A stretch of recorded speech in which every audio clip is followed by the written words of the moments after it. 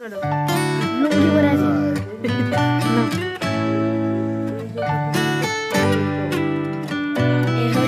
আমাদের ছোট ভাই সুমিতির ছেলে। কি করছো?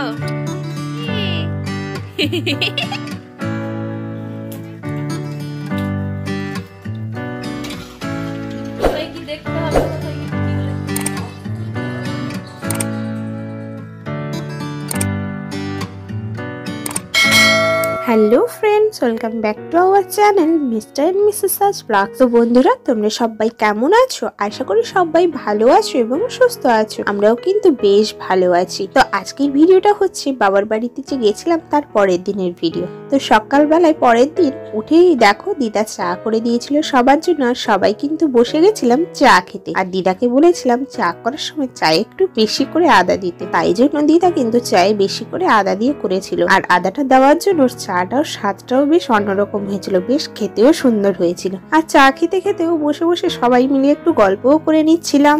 তাহলে চলো আজকের মতন ভিডিওটা শুরু করি। আর হ্যাঁ, আমার চ্যানেলে যারা যারা নতুন তারা প্লিজ চ্যানেলটাকে সাবস্ক্রাইব করে আমার পাশে থেকো, আর পাশে থাকার বেল আইকনটাও প্রেস করে দিও। দিলে আমার চ্যানেলের যে কোনো ভিডিও নোটিফিকেশন কিন্তু আগে তোমরা পেয়ে যাবে। চা খাওয়ার পরে রোদে বসেই দেখি ওদিকে দিদির ছেলেকে তেল টেল মাখিয়ে দিয়েছে মামি, আর রোদে বসেছিল। তো আমি মামির কাছে বললাম যে মামি আমাকে বাচ্চাটাকে দাও, আমি একটু বাচ্চাটাকে নেব। তাই জন্য দেখো মামি কিন্তু এসে আমাকে দিদির ছেলেকে আমার কাছে রেখে দিয়ে গেল। আর আমি ওকে দেখছিলাম ও হিসু করেছে নাকি। আসলে ছোট বাচ্চা ঘন ঘন তো এদের হিসু হবেই।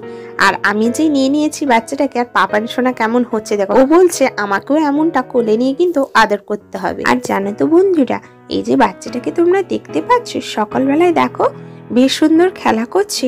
আর সকালবেলা হলে সারা দিনটাই ঘুমোবে। ঠিক রাত হয়ে যাক, রাত হয়ে গেলে কিন্তু একদম সে ঘুমবে না। আর ওর মাকেও কিন্তু রাতে ঘুমোতে দেয় না। আর আমাদের পাপান সোনাও যখন ছোট্ট ছিল ঠিক এইরকমই ছিল, সারাদিন ঘুমোতো, রাত হলে মোটেও ঘুমোতে চাইতো না। এই দেখো আমি কোলে নিয়ে বসছিলাম, তাই জন্য তোমাদের দাদাভাই বললো একটু আমাকে কোলে দাও, তো আমি একটু কোলে নি। সে কিন্তু প্রথমে ভয় পাচ্ছিল যে এত ছোট বাচ্চা আমি নেবো কেমন করে। তারপরে আমি ভালো করে তোমাদের দাদাভাই হাতে দিয়ে দিতে দেখো ও কিন্তু বাচ্চাটাকে নিয়ে খেলা করছিল। তোমাদের দাদাভাই তো বসে বাচ্চার সাথে খেলা করছিল। তারপরে মেশো বললেন যে একটু বাজারের দিকে ঘুরতে যাবে নাকি। তো বললেন আচ্ছা চলো ঘুরেই আসি, এখানে বসে কি করব। তাই মেশো আর তোমাদের দাদাভাই দুজনে কিন্তু চলে গেল বাজারের দিকে একটু ঘুরতে। আর বাজার থেকে আসার পথে এক জায়গায় পানি ফলের চাষ করেছিল। এই যে দেখো এখানে কিন্তু পুরোটাই পানি ফল চাষ করেছিল। এখান থেকে তোমাদের দাদাভাই কিছু পানি ফল কিন্তু কিনে নিয়ে এসেছিল বাবার বাড়ি খাবে বলে সবাই। এই দেখো একজন মহিলা বসে কিন্তু পানি ফলটা বিক্রি করছিলেন। ওই যে পানি ফলের ভিডিও ক্লিপটা তোমরা দেখতে পেলে, ওটা কিন্তু পুরোটাই তোমাদের দাদাভাই করেছিল। আর এদিকে দেখো আমি আর মাসি বসে গেছিলাম দুপুরবেলায় যে রান্না বান্না হবে ওটা জোগাড় করার জন্য। তো আজকে দুপুরে কি রান্না বান্না হয় সেটা কিন্তু অবশ্যই তোমাদের সাথে শেয়ার করব। সেটা দেখতে হলে তোমাদের পুরো ভিডিওটা দেখতে হবে। সব মশলাপাতি কেটে নেওয়ার পরে দেখো মাসি এদিকে মশলা মুড়ি মাখিয়ে নিয়েছে। মিশো আসার সময় কিন্তু চপ নিয়ে এসেছিল, আর চপ দিয়েই দু জামাইয়ের জন্য মশলা মুড়ি মাখিয়ে দেওয়া হয়েছে। আর আমি কিন্তু জল ঢেলে খাবো বলে আর মশলা মুড়ি মাখিয়েছিলাম না। মাসিও কিন্তু মশলা মুড়ি খাচ্ছিল। আর কালকের রাতে কিছুটা ঘুগনি বেঁচে গেছিল। তো মেশো আর তোমাদের দাদাভাইকে জিজ্ঞাসা করা হয়েছিল ওটা খাবে নাকি। তো ওরা বললো আর খাবে না, তাই জন্য আমরা এই ঘুগনিটা খেয়ে নিচ্ছিলাম। তো খাওয়া দাওয়ার পরে এদিকে দেখো আজকে কিন্তু বাবার বাড়িতে এসেছিল দেশি মুরগি। এটা কিন্তু পিওর দেশি মুরগি ছিল।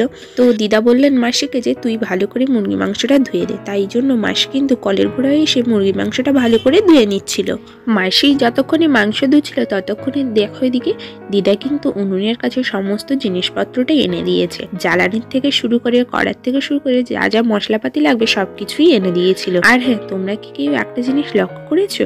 আমার বাবার ঘরে যে উনুনটা ছিল সেটা কিন্তু আর একটা জায়গায় ছিল। বৃষ্টির জন্য অসুবিধা হতো বলে দিদা কিন্তু উনুনটা উপরের দিকে করে নিয়েছিল। তো এবার কিন্তু মাসি মাংস ধুয়ে উনুনটা ধরিয়ে নিল দেখো। আর উনুন ধরানোর পরে কিন্তু এবার যে মাংসের যে আলু পড়বে ওই আলুটাই কিন্তু মাসি ভেজে নিবে। তাই জন্য আলুটাকে ধুয়ে দেখো তেলে কিন্তু ওই আলুটা দিয়ে দিল।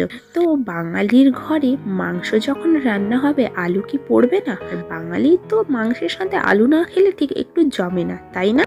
এই দেখো তোমাদের সাথে কথা বলতে বলতে কিন্তু মাসির মাংসের যে আলু ভাজা ওটা হয়ে গেছে।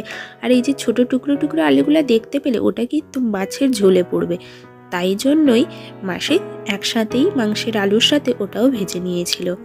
মাংসের আলু ভাজার পর ভাতের সাথে যে আলু ভাজাটা খাওয়াবে সেটা কিন্তু এবার মাসি বসিয়ে দিয়েছে। এই দেখো রান্না বান্না করতে করতে কিন্তু বাড়িতে গেস্টও চলে এসেছেন। এনাকেও হয়তো তোমরা কেউ চেনো না, ইনি হচ্ছেন আমার যে দিদা, ওনার ভাইপোর বউ। আর এই যে ছোট বাচ্চাটাকে দেখতে পাচ্ছ, ইনি হচ্ছেন দিদার যে ভাইপো, ওনার ছেলে। যাই হোক, আলুটা ভেজে নেওয়ার পরে এবার দেখো মাসি কিন্তু ঢেঁড়স ভাজাটাও বসিয়ে দিয়েছে। সমস্ত কিছু ভাজাভুজি করে নেওয়ার পর এবার কিন্তু দেখো মাংসের যে মশলাটা ওটা কিন্তু মাসি কষাতে দিয়ে দিয়েছে। আর মাসির মুখটা হয়তো এরকম হয়েছে দেখে তোমরা ভাবছো আসলে মাসি বলছে আমার মুখের অবস্থা ভালো না, তুই ভিডিও করিস না। আর এদিকে আমার কাণ্ড দেখো, আমি বসে বসে কিন্তু ভিক্স চকলেট খাচ্ছিলাম। মাংসের মশলা কষিয়ে নেওয়ার পরে এবার দেখো মাসি কিন্তু মাংস কষাতে বসিয়ে দিয়েছে। আর আজকে মাংস এসেছিল 3.5 কিলো মতো। যেহেতু বাড়িতে গেস্ট এসছে তোমরা দেখতে পেয়েছো, আর গেস্টরা তো খাবেই। আর পাশের বাড়ির কিন্তু মামি আর তোমার দিদি যে আছেন, দিদি তো খাবেন না, ওনার যেহেতু ছোট বাচ্চা হয়েছে, তো মামি আর মামা দুজনেই খাবেন, তো সেই জন্যই একটু বেশি করে মাংসটা আনা হয়েছিল। আর মাসি তো ওদিকে মাংসটা কষাচ্ছে, আর মাংস কষানোর সময় কড়াটাও ঠিকভাবে উনুনে বসেনি, তাই জন্য এক সাইড দিয়ে আমাকে ধরতে হচ্ছিল, না ধরলেই কিন্তু কড়াটা খালি উল্টে পড়ছিল। তো মাসি বলল তুই ধর, আমি রান্না করি। তো এইরকমই কিন্তু মাসি আর আমি দুজনে বসেই রান্নাটা করছিলাম। আর দেশি মুরগি মানে রান্না করতে তো একটু লেট হবে, আর বাচ্চারা অস্থির করে দিচ্ছে কষা মাংস খাবে, তাই জন্য বাচ্চাদের আর বড়দের সবার জন্য একটু করে কষা মাংস বের করে নেওয়া হয়েছিল, যাতে সবাই একটু খেতে পারে। কষা মাংস খেয়ে নেওয়ার পরে তারপরে সবাই মিলে স্নান করে নিয়েছিলাম। আর প্রথমে এদিকে দেখো তোমাদের দাদা ভাইয়ের জন্য আর পাপানের, আমার আর ভাইয়ের জন্য খেতে দিয়ে দেওয়া হয়েছিল। আসলে আমরা খাওয়া দাওয়া করে তাড়াতাড়ি বাড়ি বেরিয়ে আসতাম, ওই জন্যই আমরা আগে খেতে বসে গেছিলাম। আর আজকের মেনুতে ছিল শসা, পেঁয়াজ, কাঁচা লঙ্কা, লেবু, আলু ভাজা, ঢেঁড়স ভাজা আর ছিল মাংস। তো এদিকে দেখো আমরা কিন্তু খাওয়া দাওয়া করতে বসে গেছি। আর ওই যে বললাম আমরা বাড়ি চলে আসবো, ওই দিনটা ছিল রবিবার, আর সোমবার দিন পাপানোর স্কুল ছিল।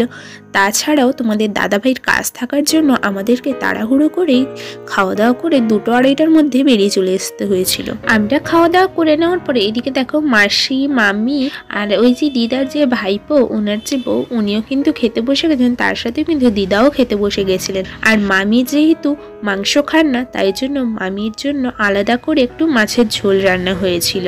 তো যাই হোক, এবার কিন্তু আমরা বেরিয়ে পড়েছি, তাই জন্য মেশো ঘুমিয়ে গেছিল। মেশোকে ডেকে বললাম মেশো আমরা চলে যাচ্ছি, আর সবাইকেও এদিকে কিন্তু বাই জানিয়ে দিলাম যে আমরা বাড়ি চলে যাচ্ছি।